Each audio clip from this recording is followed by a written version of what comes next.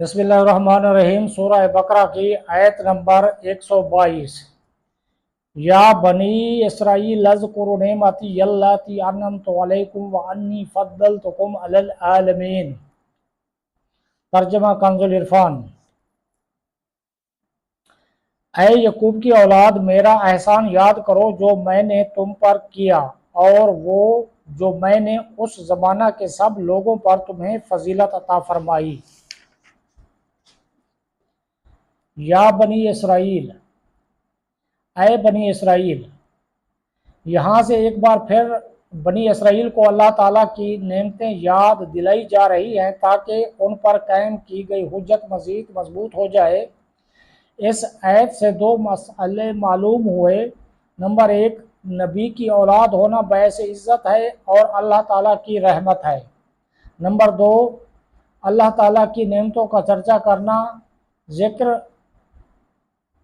کرنا شکر کی ایک قسم ہے۔ لہٰذا حضور پر نور صلی اللہ تعالیٰ علیہ وآلہ وسلم کی اولاد مبارکہ کا تذکرہ کرنا یا اس کی محفل کرنا اسی قسم میں داخل ہے۔ انی فضلتکم، بے شک میں نے تمہیں فضیلت دی۔ بنی اسرائیل اپنے زمانے میں تمام لوگوں سے افضل تھے کیونکہ یہ نبیوں کی اولاد تھے اور ان میں صالحین بہت تھے۔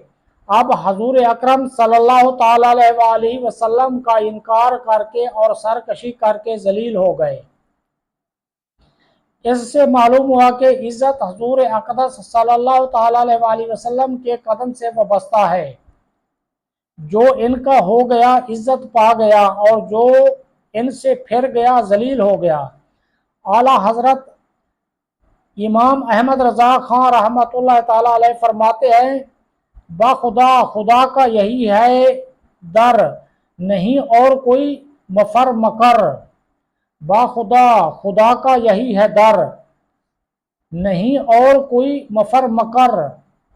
جو وہاں سے ہو یہیں آ کے ہو، جو یہاں نہیں وہ وہاں نہیں۔